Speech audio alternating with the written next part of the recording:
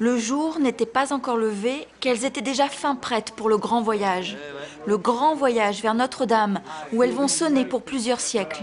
C'est des cloches de la cathédrale Notre-Dame, qui n'est pas des moindres, quoi. C'est quand même un site extraordinaire, donc connu dans le monde entier. Donc c'est vrai que c'est pas n'importe quelle cloche, surtout pour un fondeur de cloches. Ça, on le réalise qu'une fois dans sa vie. 8 cloches très particulières, à l'esthétique très contemporaine.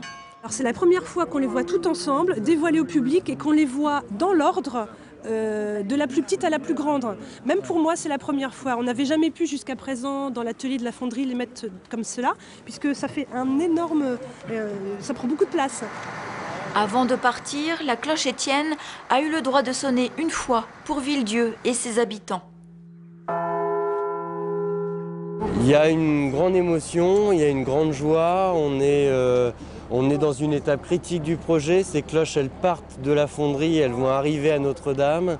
Donc c'est vraiment le moment où on va confier nos cloches à notre client. Ça fait 1 an qu'on travaille ensemble et là, elles finissent leur vie à la fonderie, elles vont commencer leur vie à la cathédrale. Un départ dans une vraie ferveur médiatique et populaire. C'est un événement, hein, qu'on ne reverra pas. Parce que c'est tous les 400 ans qu'ils disent que ça dure, les cloches. Les cloches qui vont sonner pendant je ne sais pas combien d'années à Notre-Dame de Paris, c'est beau. Et puis ils ont fait un travail extraordinaire. Vers 9 h, elles ont quitté Villedieu pour toujours, attendues cet après-midi comme des reines sur les Champs-Élysées à Paris.